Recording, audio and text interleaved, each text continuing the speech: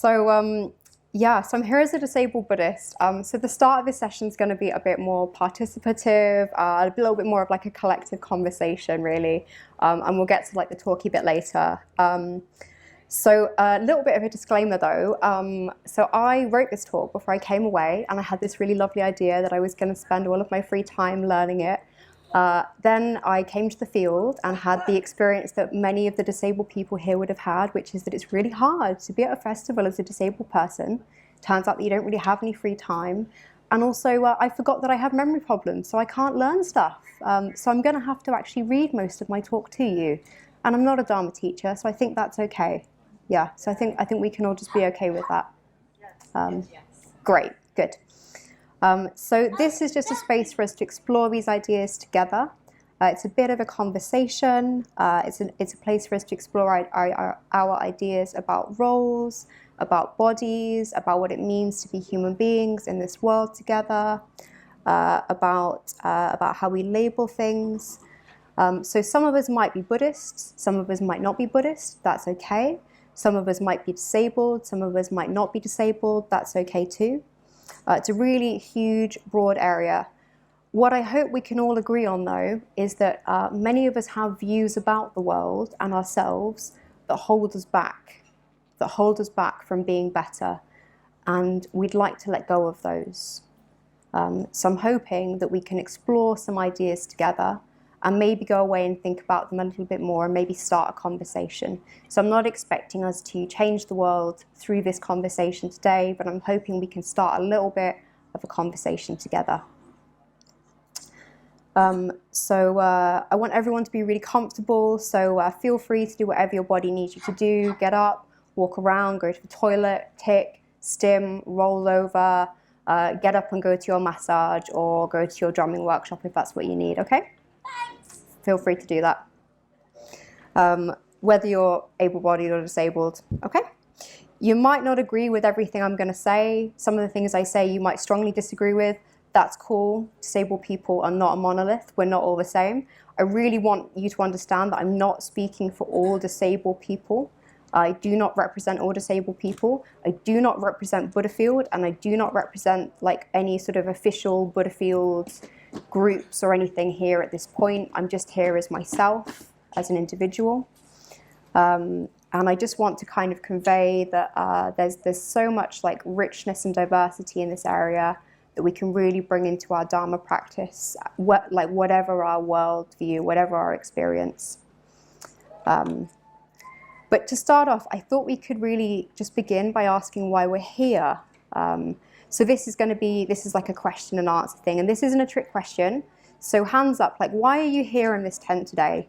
Just pop your hand up, and I'll point at you. So there are two reasons why I'm here. So when I thought about this question, it was really weird because, like, on the face of it, like, why am I here at Buddhafield? Like, to put it bluntly, it's really hard. It's really, really hard. It costs me thousands of pounds. It literally takes nearly 100 hours of help from, I've got two PAs, so Damani's one of them, and I have another PA, Naomi, who's here with me before we get here, and then while we're here as well, to make sure that I'm well and able to do what I need on site. I need a lot of support while I'm here to be here. It's very, very difficult for me to be here. Being here affects my physical health. It's really hard. It's a lot of preparation. Yeah, and then so why do I do it? Why am I doing it? And I think the broader answer is that it's not as straightforward as that. And the Buddha taught us that everything arises in dependence upon conditions, and those are all really important conditions. So so being in the field is a really difficult condition for somebody with my physical needs, but also the level of connection, of relaxation that I experience, of deep conversation that I have here, leads to an experience of interconnectedness that allows me to let go of views in a way that I often find really hard in other environments. And that feels so deeply valuable to my practice in a way that I find so hard to express. It feels so, so essential. And I want to make that available to other people. I want to make that happen for other people. So that's why I'm here. That's why I'm here in this tent. I want to share a little slice of that with other people. The other answer, which is a little bit more specific, requires a little bit of your imagination and participation. So we need to go back in time to understand this. And we're going to need some sound effects. So we need like a time machine sound effect. So we just need to do this together. We need like a zhoo, zhoo, zhoo noise. Can we do that? On zhoo, zhoo, zhoo, zhoo, zhoo, zhoo, zhoo. Great. So we've manifested all together in the disabled toilet over there 12 months ago. We're all in there. We're all inside. It smells terrible. We're all of us. It's like Vimala Kurti's cabin. We've all managed to fit somehow magically. And someone's banging on the door outside, insisting on coming in and helping us, despite the fact we've told them that we're okay and we don't need any help. And we're just really confused about what's going on. So that's part of the reason I'm here in this chair right now, talking to you. And I'll explain more about how that happened later on. But I think there are some very specific things that happen at the festival for disabled people that need a little bit of unpacking and a little bit of discussion that I would really like to talk to everybody about today. But before we do that, what I'd like us to do is to kind of come almost not back into the present, but outside of time and space. So I'd like us to go into an imaginary time and space. So what we're going to do is we're going to go on a little imaginary journey. We're just going to, you can close your eyes if you like. We're just going to visualize a space together. I'm going to describe something. Now, if you're not someone who visualizes things in very sort of in very pictorial senses, so if you don't see pictures in your mind, that's okay. Just use your other senses. So maybe you get kind of an emotional sense of a space. Maybe you kind of smell things. Maybe you hear things. Just use the senses that are most important to you. Okay? And I'm going to describe something to you, and we're going to go on this journey together. But just take a few deep moments to relax into your body and get comfortable if you can. And this is just going to take 5 or 10 minutes. We're not going to be very long. Maybe lie down if you want to, if you need to. That would be more comfortable for you.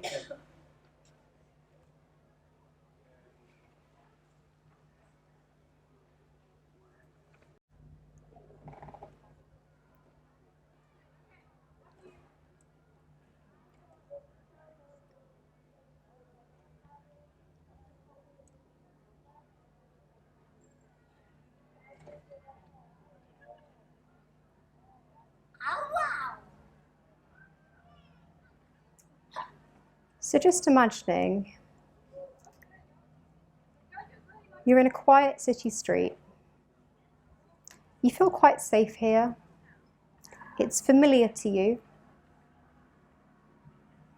There are houses nearby. You know at the end of the road there are some shops. The sun is shining. You can feel the warmth of it on your skin. Maybe you can feel a little bit of a breeze. Perhaps you can hear some of the leaves in the trees rustling nearby. You're moving down the street at a pace that feels reasonably relaxed.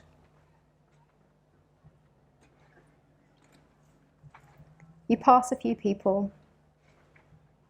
They aren't someone you know, but you exchange a smile with them.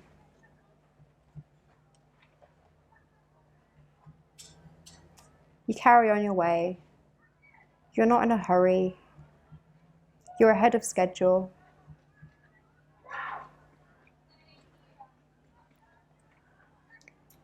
You approach the corner. There's a large advert on the corner selling deodorant. People are lying around in their underwear on the advert. It's one of those rolling ones. The advert flips over. It's an advert for burgers. You turn the corner onto the shopping street.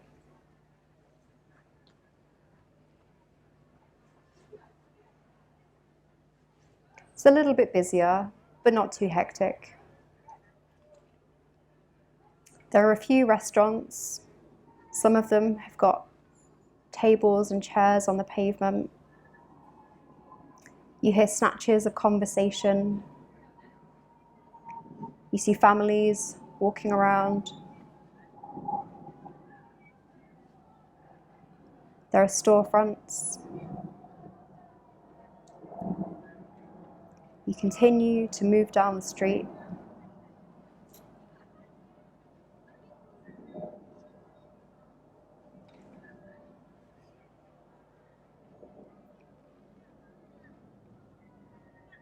You reach the crossing.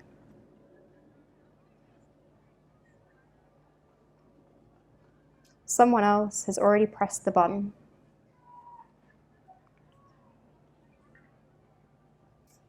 You receive the alert to cross.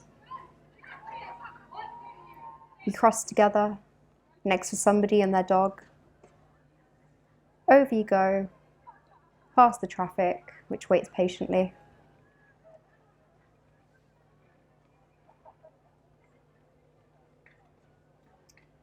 On the other side of the road, you move into the park. It's quieter here. You can't hear the traffic.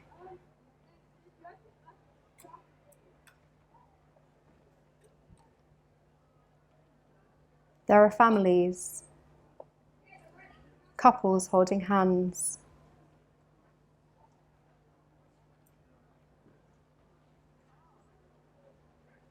People sitting on picnic blankets. People moving around alone, together, in groups.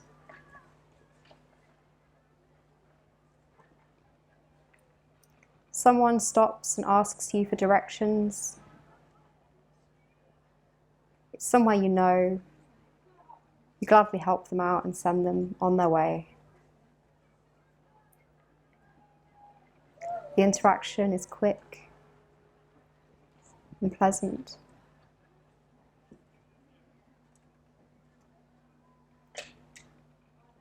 You take a moment to collect yourself.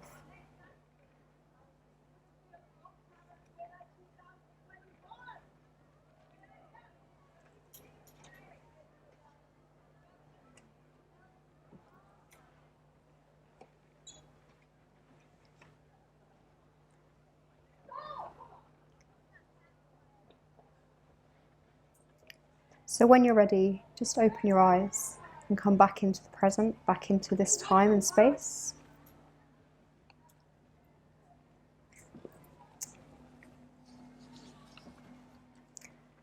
So some of you might have done these sorts of things before.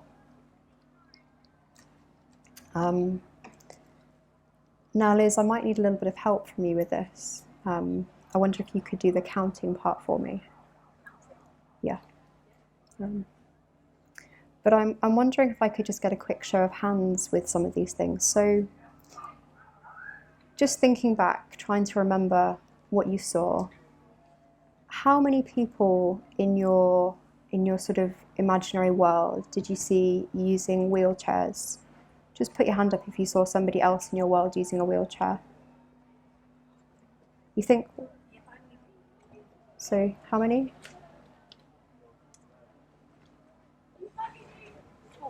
Four people saw? Four people? Okay. And how many people saw someone using an electric wheelchair?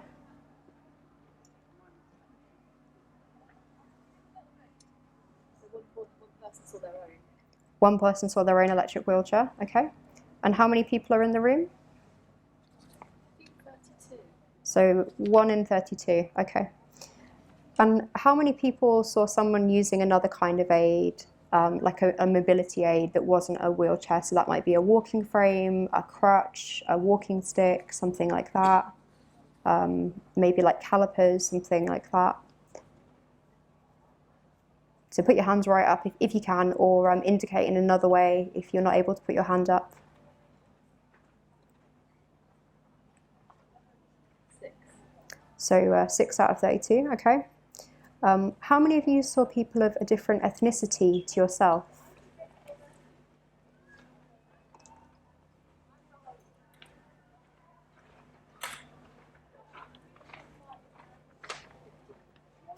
Okay, so half of you saw people of a different ethnicity to yourself. So this is really interesting because the last time I did this experiment, I think something like 2 out of 30 people did. So that's different. How many of you saw people who appeared to be same gender or same sex couples? 2, okay. When I mentioned couples, 2. Maybe someone who looked like they might be androgynous in their appearance. Yeah, or 1, or maybe like not very masculine or feminine in their yeah. Okay. 3. Yeah. How many of you heard someone speaking a different language that isn't your first language? Few of you. Okay. And what about traditional dress? So like a sari, a keski, and a niqab, something like that. Religious dress or traditional dress. Few of you. Okay. So verse 1 of the Dhammapada tells us that experience is preceded by mind, led by mind, and produced by mind. So we create our own world in our heads. And as conditioned beings, we're really heavily influenced to think about the world from kind of what we see, what we kind of see around us on our own points of view. But I hope we also know that the diversity of the human race is really rich and broad and deeply, deeply beautiful, and that we're better for it. And that when we start to imagine or relate to the world purely from our own point of view, we accidentally leave out groups of people, even when we try our best, It's really human, it's really, really normal. But it means we're missing out on beauty.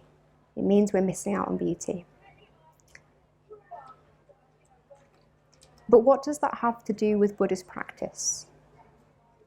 Why is this relevant to the Dharma? So that's the Buddha's teachings for those of you who might not have heard that word before. And what does the Buddha's teaching have to do with this issue?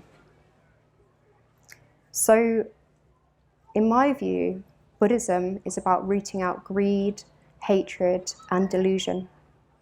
It is about noticing what it is that we crave, what it is that we deeply, deeply desire, what we want to push away, and our views about the world. It is about cultivating loving kindness for all beings, even Boris Johnson, and seeing deeply into the interconnected nature of reality, and about living in accordance with that interconnected nature where we can. And that is really, really hard. That's really, really, really hard, okay? And we are hindered in this by wrong views about ourselves, about our bodies, and about other people's bodies. And I really believe we can't live in accordance with reality if we continually restrict ourselves to think about the world from only our perspective. So limiting, so limiting. We need to make space in our minds and our hearts for other people's perspectives. We really need to. Even those people that are so different from us. And I can feel my own resistance to this sometimes, which is, it's great because that's the edge of my practice. So some things are really easy. Some things sometimes I can think about, you might hear a talk, someone was talking yesterday about a workshop here. I think it was called something like Going Beyond One's Whiteness. And I was like, oh yeah, that sounds fine. That sounds something like, a talk that I could get on board with. And someone else was really having a reaction to it. And And I was like, oh yeah, I could get on board with that because it doesn't go against my own sense of identity. It doesn't go against my own sense of self and my own views about who I am in the world. But if there was a talk about how to be a Tory, for example, I would find that I wouldn't be able to take that on board, and I wouldn't be able to be receptive to any of the content of it, even if actually there might be some good content in there. I still don't want to be a Tory, and I'm not advocating for the Tory party. But the point here is that I'm really inviting you to notice where you feel that sense of resistance and self-clinging, because that is information about what your views are. It's information about what your views are and what's holding you back. And it might be that your views are attached to really important values like love, like kindness, like truth, and that's great, and that's really great. But you need to kind of make sure you stay in touch with the values and not just the views, okay? We need to stay in touch with the values. So maybe you noticed that you had a bit of a reaction when I used the word whiteness, for example. Well done for noticing. That's great. That's really, really good. That's fantastic information. That's great. That's half the battle, noticing. But to go back to the issue at hand, so first things first, language. So hands up, who would actually feel confident if you were, I don't know, in a job interview and someone said, give me a definition of disability? Now, I'm not going to ask you to, don't worry, but who would actually feel confident if they had to do that, or if they were in an exam situation or something? No one's going to be asked to do this. I just want a sense of who feels confident, who actually feels like they know what it is. Few people? Yeah? Okay. So, and statistically as well, I think you can probably sense that the people in this room have a better idea than the average person, because we're in this room because we're interested in this issue, right? More of us. So, yeah, what even is it? Like we're, I don't know, 20 minutes, 30 minutes, into this talk. So like depending on where you get your stats from, like 15 to 20% of the population in this country are disabled. That's loads of us. That's like a lot of us. According to the UK government, it's a physical or mental impairment that has a substantial and long-term negative effect on your ability to do normal daily activities. Define normal. Yeah, I mean, that's a great tick. That's a great tick. Yeah, but exactly, define normal. Like, what is normal? People may be disabled if they even identify with that term, if they like that term, through a huge myriad of ways, through chronic illness, injury, genetic conditions, mental health conditions, neurodivergence, loads more. And some of you may really relate to that term, and some of you might not, and that's totally cool and totally fine. But hands up now, who's kind of wondered if disabled is like politically correct or offensive, or feels a bit uncomfortable about that word, or wonders if we should be using a word like special needs or differently abled? Just quick show of hands. Yeah, a few of you. Okay, cool. And hands up if you like the word disabled. Will you have a preference for it? Okay, a few of you. Okay. So for anyone who's not familiar with the language around disability, there's often a preference for how disabled people want to be identified. For example, I really strongly prefer the term disabled person as opposed to person with a disability. This is because in my case, I feel like my chronic illness and my disability are a really important part of who I am and how I experience the world. I can't separate myself and my experience from them. There isn't a separate me outside of this disabled body. Buddhism tells me that there isn't even really a fixed me. There's just experience happening in the locus of this body. So to say person with a disability doesn't make sense to me. Some people, though, prefer the term person with a disability because they do experience themselves in that way. And some people have really negative connotations with the words. And I really respect the rights of disabled people to use whatever language feels right to them, to reflect their own experience. In my case, personally, the desire to divorce my identity from my disability feels really rooted in ableism. So this core idea that disability, this word, is somehow a bad thing, something to push away of, something to be ashamed of, something that is less than. That feels like something that I don't want to participate in, and that's why I really have chosen to embrace this word. I can see, though, that for others that might not be the reason, that might not be true, and they might really not want to use that word for a different reason. And as Buddhists, I think allowing other human beings to be different to us without trying to prescribe how they should think or feel or act feels like acting out all of the precepts at once. It's a really, really strong practice, and it's really hard. Like, it's so hard. And I really struggle with it. And it's very easy with specific things, but on a day-to-day basis, it can be very difficult. It can be very difficult in lived experience. It can be very difficult when we're out in the world. My personal journey in becoming a disabled woman has meant embracing this aspect of my experience in life and becoming proud to belong to such a beautiful, diverse community. Language like person with a disability can sometimes feel like erasure to me.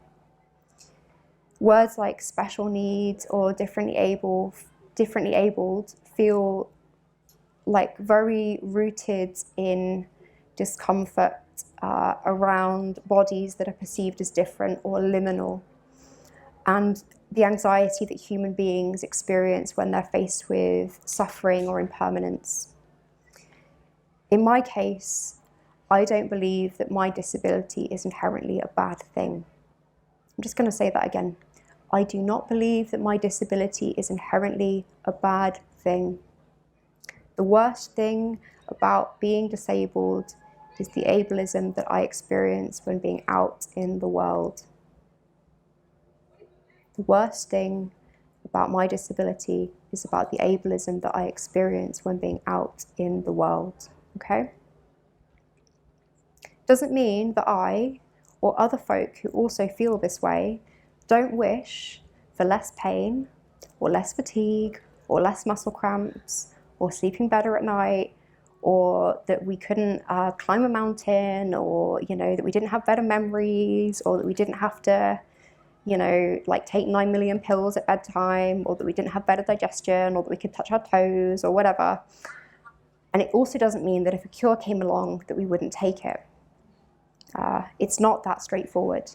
But I am not ashamed of my body. I'm not ashamed of my body. It is my vehicle for enlightenment. And I am not ashamed to be part of a community of people whose bodies do not fit a particular template. I'm not ashamed. I love my body, and I love my aids as well. For me, my wheelchair, which none of you will have seen because actually it's in my tent because it can't cope with the festival. But for most of the time, for me, my wheelchair is freedom. It's how I get about the world most of the time. It feels sometimes like an extension of my body. And other wheelchair users might really experience their aids as quite different. They might experience it as really limiting. They might experience it as being very stigmatizing, and that's fine. Their experience is very valid, and that's completely okay. Just to go back to that. And just to say that because that's how I feel most of the time doesn't mean that I always feel like that. Sometimes I feel very visible and very vulnerable. My experience as a disabled woman is rich and diverse. It is not two-dimensional. But what does all of this have to do with the Dharma, with the Buddha's teaching? So in the Lalita Vistra Sutta, in chapter 14, before the Buddha's awakened, he's still living this life of luxury. Some of you might remember that he sees the 4 sights. So he sees these sights of old age, sickness, death, and a wandering renunciant. And we talk about them a lot in True Rana. But we mostly talk about the fourth sight, this sight of the wandering renunciant, the thing that kind of makes the Buddha go forth into the homeless life. We don't talk a lot about the old age, sickness and death part. And actually, I think that's really important. I think it's so important. So you can either take it literally, that the Buddha had never seen. So the story is that the Buddha had never seen an old man, a sick man, or a corpse. Or you can take it figuratively, that he'd never really allowed himself to fully take in the reality of old age, sickness, and death. Which is probably true for many of us. It's probably true for most human beings, actually, that many of us have never really we've never really allowed ourselves to take in the reality of old age, sickness, and death. And that really is the human condition. And I experience this difficulty to accept these truths in my daily life, both in myself and in other people. So for example, when I first got ill and the doctors couldn't work out a diagnosis, I was shocked. I just wanted the problem to be fixed. I was pretty sure that was how modern medicine worked, right? You know, you got sick, you went to the doctor, they gave you a pill. Maybe if you were really, really sick, you got like an operation, and then you got well. It wasn't even just that I didn't want to consider the possibility of sickness or even death. It was just that, like, that didn't happen to me. That was a thing that happened to other people. I couldn't entertain it. I just couldn't. It just felt impossible. It felt completely impossible. It was, and it still really is hard to accept that my body is impermanent. It's not impervious to decay, sickness, or disability. Ridiculous as that sounds. And of course, this delightful delusion is just part of the human condition. It's the very condition that the Buddha had a prescription for. He had a prescription for it. And sometimes as a disabled person, I and some of you might experience this difficulty in accepting old age, sickness and death when you encounter other people. So due to pain, stiffness and fatigue, I mostly use a wheelchair when I'm out and about. And here I'm using a mobility scooter. And when I don't, I'm normally using another aid like sticks or crutches. And therefore, this visible beacon of sickness and disability for people, because I'm not an old person, whatever that is, for people to see. And because my disability was acquired later in life, I can see the difference in how people treat me. I can really see. And I get tons of unsolicited medical advice all the time. But honestly, and I can say this hand on heart, never have I had as much unsolicited medical advice as I have had at Buddhafield Festival. Last summer, in the space of an hour, 3 complete strangers approached me and asked me intrusive medical questions and then suggested remedies or cures. And they didn't really sort of want to understand that I didn't want to have that conversation and that I just wanted to like eat my lunch in peace or whatever. But the 2 big things that they seemed to really struggle to understand was that maybe there wasn't a solution. Maybe there wasn't a solution to be had. That was very hard for people to understand. And that the other thing was that maybe I didn't need a solution. Maybe I was fine. Maybe I was fine. So when I tried to explain to one woman that I didn't actually see an inherent problem with my mobility, with needing a mobility aid, and that I was quite happy, she thought she'd misunderstood me. English wasn't her first language, and she asked me to explain myself several times to the point where my PA had to ask her to go away. She couldn't understand that anyone could be happy and disabled. And it does seem for a lot of people that it's easier to believe that I must be doing something wrong than that I live with a chronic condition for which there is currently no cure or meaningful treatment. Because if that is true, and that a 30-year-old middle-class white woman in a country with free healthcare can be disabled despite doing all of the right things, then this bad thing could happen to anyone at any time. It could happen to you.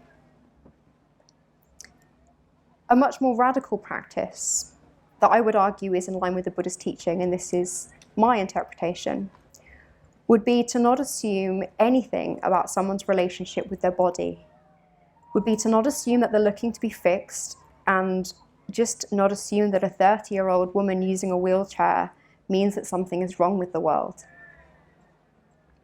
Old age, sickness, and death are a part of the human experience. This is a universal truth that is so rarely accepted. I can't accept it a lot of the time, and I live with the stark reminders every day. I recently started feeling a bit freaked out that I'd noticed I got a lot more grey hairs. And then I was like, yeah, I'm probably not going to live long enough to go completely grey. So like, why am I panicking about this? It just seems so ridiculous. But I was still doing it because I'm just not in touch with the reality of my own mortality. But to continue to rail against this truth is to rage against samsara. It's to continue to willfully stay in the realm of delusion. And we're all doing it all of the time, whether we're disabled or able-bodied. We're all doing it. As a Buddhist, it's the spiritual equivalent of like putting our fingers in our ears and closing our eyes and then saying that we're trying to practice mindfulness of our surroundings.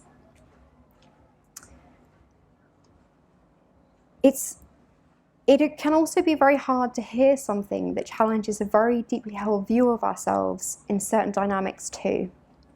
And that's where we come back to the portal last year. So last summer we were in this portal all together, all of us, and someone's banging on the door trying to help us. So this person had asked me if I needed any help when I was going to the toilet, and I said, no, I'm fine. I can go to the toilet by myself. And she said, are you sure? And I said, yes, I'm completely fine. She asked me again, and I said, no, I'm fine, thank you. And I went into the toilet and I locked the door. And then she continued to bang on the door and reassure me that she was there if I needed her help. The entire time I was trying to have a poo. And I'm sure you don't need me to tell you that that wasn't the most pleasant experience in the world. And you spend quite a lot of time as a disabled person worrying about your bodily functions. So it really wasn't a very pleasant experience. That hasn't happened so far this year. But I have had lots of people offer to help me go to the toilet, which doesn't seem to happen in the rest of the world. So that's kind of an unusual Buddha field experience that I don't really want to repeat anywhere else, to be honest. She even tried to unlock the door from the outside at one point. Now, I am really sure that now she's not here, is she? I'm hoping she's not. If you are, I'm really sorry. I'm sure that she felt like her actions were motivated by kindness. I'm really sure she did, because I can't think of any other reason why you would do this. I cannot think of any other reason why you would go to these extreme lengths to get into a toilet with someone.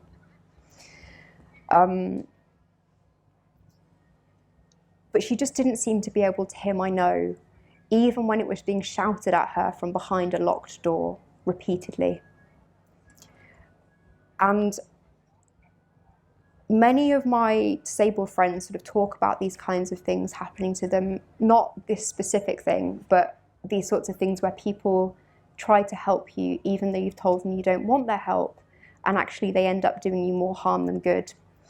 And sometimes it's called white knighting, which isn't very, it's not very kind, and actually we can come back to this sort of language in a bit. But I wonder if we sometimes assign these sorts of roles to people. In this case, it's the disabled person needing help, and the able-bodied person is being the helper.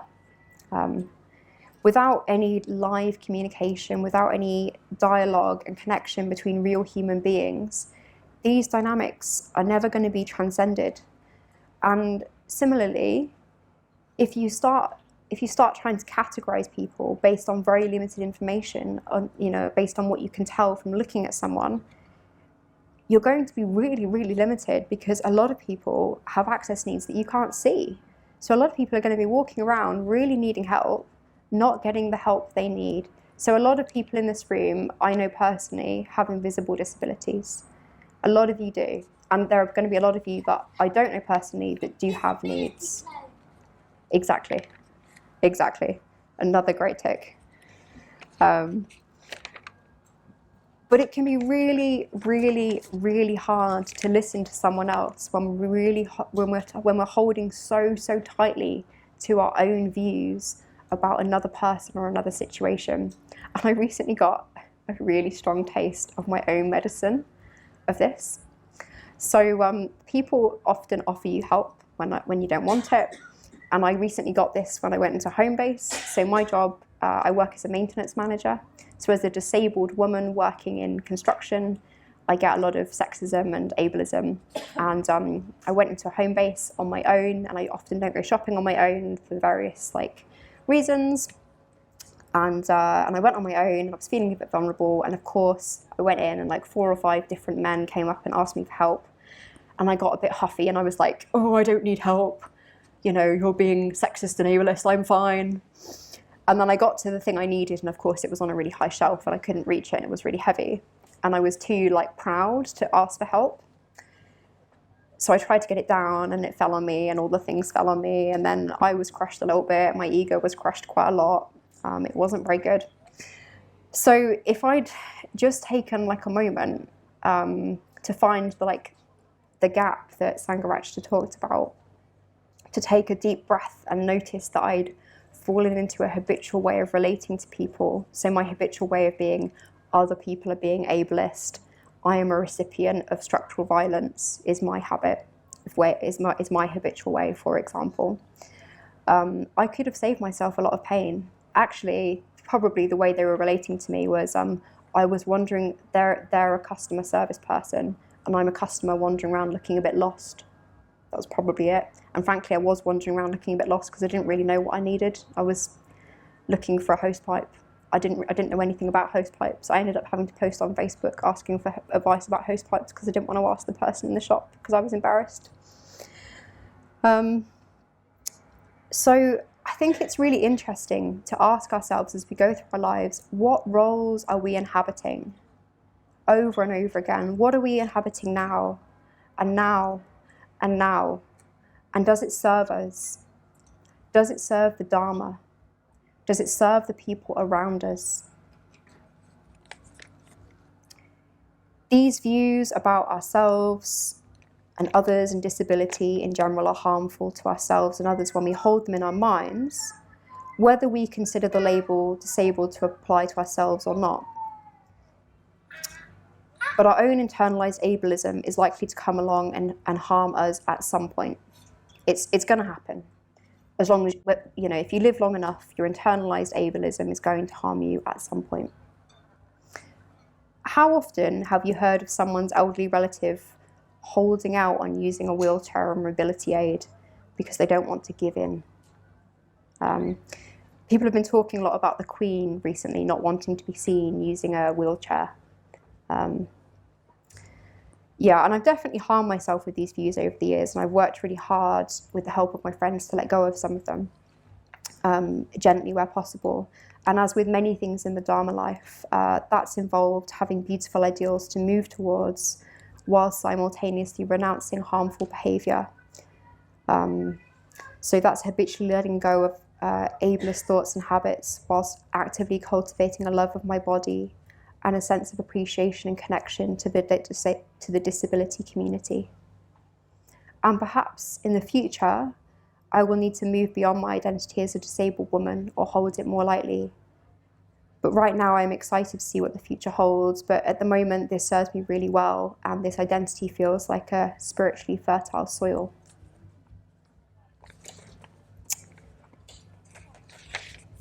How are we doing for time? Okay.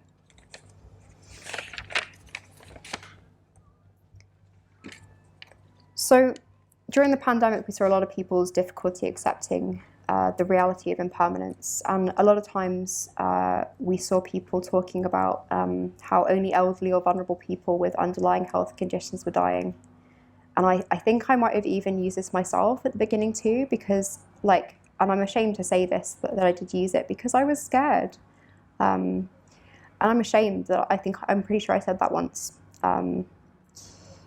It was as though somehow it allowed me to draw a line around these other deaths and make them different from my own, a way of psychologically protecting myself, making myself immune to the threat of mortality.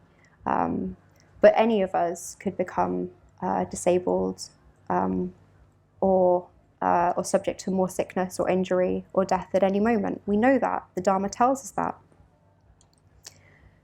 And this aversion and delusion about impermanence is not only a problem as Buddhists, just in general, but it's a real problem because it suggests that disabled lives are worth less than the lives of able-bodied people. It's a problem because it suggests that disabled lives are worth less. And this is at the root of all ableism. And this is the foundation on which historical and modern genocide of disabled communities take place. The constant human need to compare and assign value to human life based on arbitrary values like productivity or one's ability to wipe your bottom independently is staggering.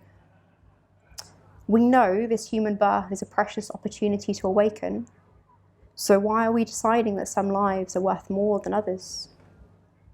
Being alive in this body right now, awakening is possible, whether you're disabled or able-bodied, whether you're neurodivergent or not. These things are irrelevant. You are a human being alive right now, and that is precious and rare and beautiful. Sometimes we like to think that disabled folk are protected by legislation, and we are to some extent.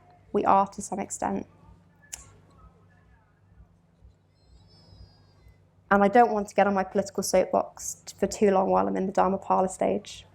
But the reality is that it's very limited, and our rights are being really eroded in this country. They really are. And many people have been harmed in recent years and will continue to be harmed. And our governments are continuing to pass legislation that allow people to be denied medical care on the basis of whether or not they're disabled, which in my view is in direct opposition to the first precept. It harms living beings. It harms living beings. This wrong view isn't just a random phenomena of Western medicine. We can see it throughout culture and history. And this human need to compare and evaluate and judge is just this very strong need for delusion. And it's counter to Buddhist ethics. It's completely counter to Buddhist ethics. We can see it from Alexander Graham Bell's work in eradicating the deaf community and trying to eradicate deaf culture and language, the forced sterilization of disabled women in many cultures around the world, the Nazis' initial experiments on disabled people in the gas chambers that they then used to move on to other groups. This idea that disabled lives are worth less has been used and shown up again and again to be extremely dangerous, not just to disabled people, but to other groups as well. And we need to ask ourselves as Buddhists, is this something we want to participate in? And how is it informing our practice? Because we cannot ignore it. We cannot pretend it's not happening. This also applies just on a more practical day-to-day level, but maybe is a bit more life and death, perhaps a little bit more intense and maybe easy to bear. So remember earlier when we were talking about the beauty and the value of diversity. I think sometimes this appreciation of diversity, and sometimes there's a lot of misunderstanding of this, and we run into problems when we translate it into accessibility. So the principles of diversity and inclusion can sometimes be badly summed up as something like, diversity is beautiful and all of these groups of people add value. And then we go about thinking of ways to create spaces where these groups of people can be attracted to our events. That's wonderful, and I want to see more of that. I think it's great. Sometimes I think we forget about that when it comes to accessibility. The diversity view that disabled people are beautiful, valuable, vital creatures and we want them at our events gets lost in how can we help them or do them a favour? Disabled people somehow stop being these vibrant creatures but become objects of pity, recipients of compassion, objects of sort of pity and sort of, we're doing them a favour, isn't that nice, pour them, pat them on the head. And we're so much more than that. We stop trying to make things as good as they can be and start settling for the bare minimum. And sometimes I feel like the biggest work in accessibility can be helping myself and others move from the mindset that we're doing disabled people a favour by helping them get in the door to disabled people are doing us a favour by showing up. And I'm guilty of this too, and it isn't just an exclusively Buddhist or true Ratna thing. You see it all over the place. And I once saw a video from a disabled YouTuber, and he was responding to somebody being like, oh, why would somebody date a disabled person? And he was like, why would a disabled person date you? And I think that's true of a lot of things. I think we should start, it was a sarcastic video, but the idea has really stuck with me, maybe as a really healthy exercise in unlearning these views. As a Buddhist exercise, I can ask myself, why would a disabled person want to come to this place or event or activity that I am responsible for? And as a disabled person, I have to remind myself that my presence is a gift. And if something is not good enough, I can walk away. I do not have to be grateful for a less than satisfactory situation when my able-bodied peers are having a better time just because I am disabled.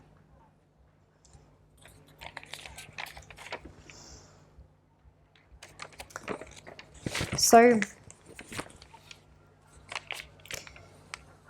just to come back to this idea that we started with, that the Buddha told us that experience is preceded by mind, led by mind, and produced by mind. So we create our worlds with our minds. We've covered so many different ideas here today. It's very, very broad. We couldn't possibly cover everything. It's just honestly a real ramble around disability and the Dharma. I'm really hoping that some of you will go away and think about some things and come back and tell me that you disagree with some of the things I've said, or you've got a different view, or you'll go away and talk to other people. And maybe next year someone will come and do a talk and it will be different or deeper or better or more focused, and that will be great. But I want you to go away and just think about what are the views that are shaping your world? What are your views about liminal bodies? How are they holding you back? What would help you to be more free? What could you leave in the field? What ideas could you leave behind in the field when you go home?